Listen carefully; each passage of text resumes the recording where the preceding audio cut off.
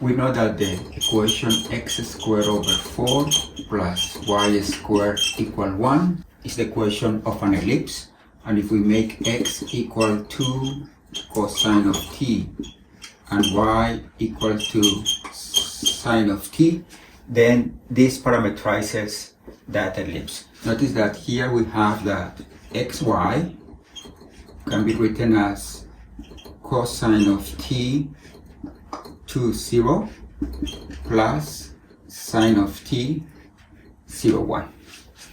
Then we have that in this case the vector 2, 0, this is 1, 2, 2, 0, and the vector 0, 1, they are perpendicular to each other, and we are doing this combination, right? This gives us this ellipse. In this case, everything is very clear. We have that the major semi-axis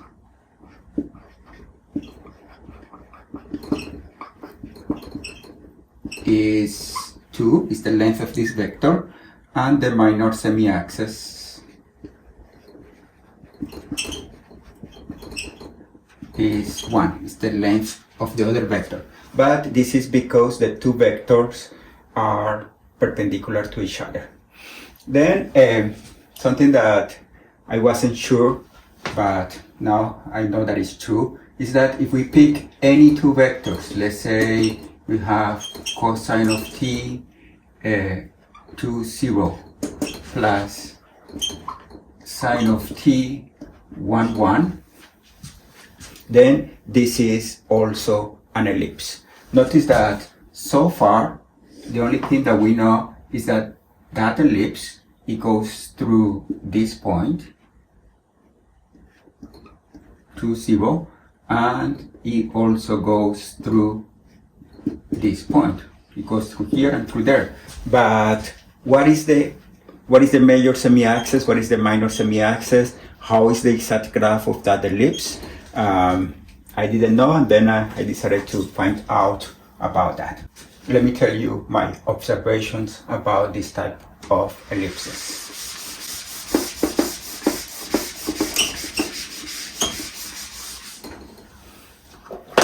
In general, we have that if xy is equal to cosine of t ab plus sine of t cd, then as long as the matrix A, B, C, D has determinant different from 0, that means if these two vectors are linearly independent, then this is an ellipse.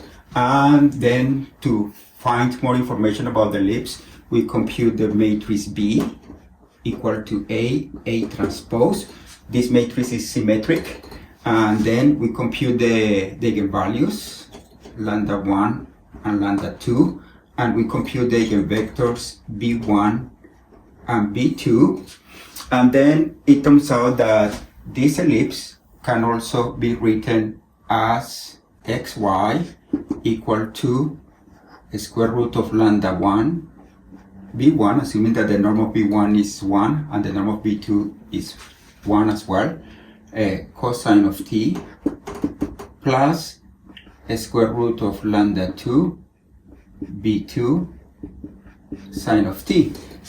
Notice that since this matrix B is symmetric, then the vectors B1 and B2 are perpendicular, and then in this case we have one direction B1, another direction B2. These two vectors are perpendicular to each other. We take something of length, a square root of lambda 1 here, and something of length, a square root of lambda 2, and the ellipse will look like this.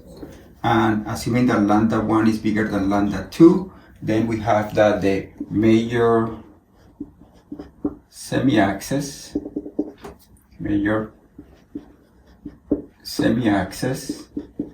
is a square root of lambda 1, and the minor semi-axis is a square root of lambda 2. And the directions of the axis major axis and minor axis are given by the eigenvectors of this matrix B. Also, if you want to write the equation for this ellipse, then what you need to do is you take this matrix, you compute the inverse. Let's suppose that the inverse is E, F, F, G.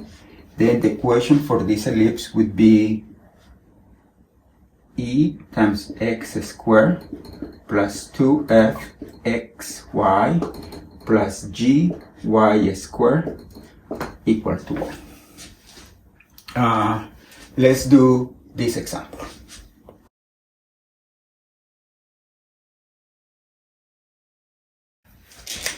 For this case, the matrix A is the matrix 2, 0, 1, 1.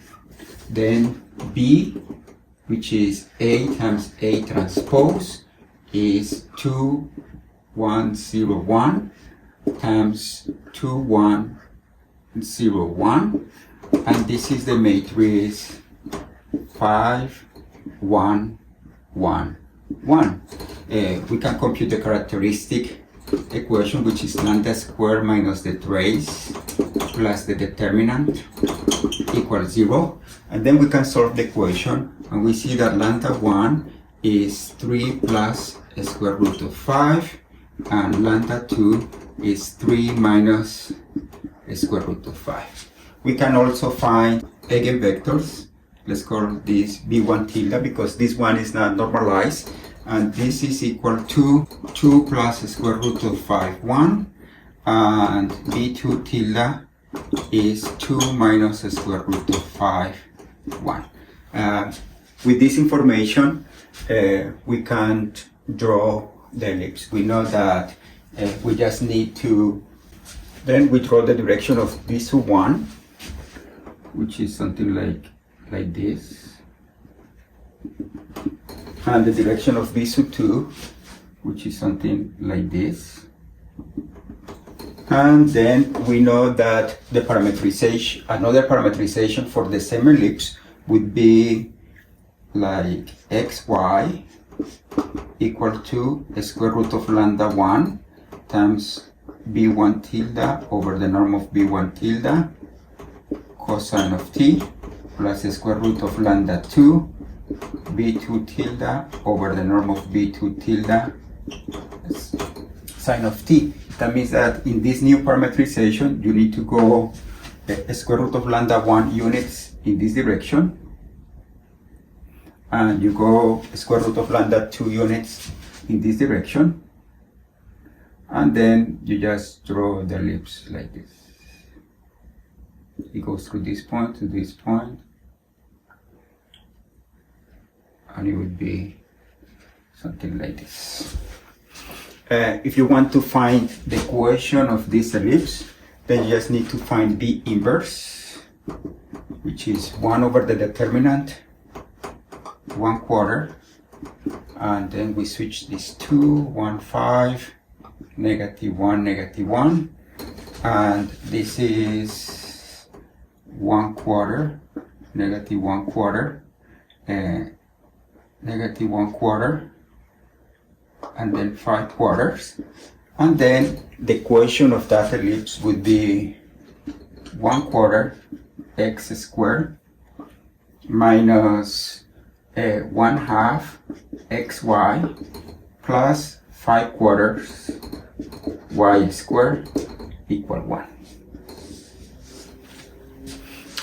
One of the applications for this type of way to write an ellipse is the following. If you have a differential equation, let's say that you have x prime equal to 6x plus 4y and y prime equal to -10x minus 6y, then when you find the general solution, you end up with solutions of this form. For example, in this differential equation, the particular solution that satisfies x of 0 equal 4, y of 0 equal -6 is xy equal to cosine of t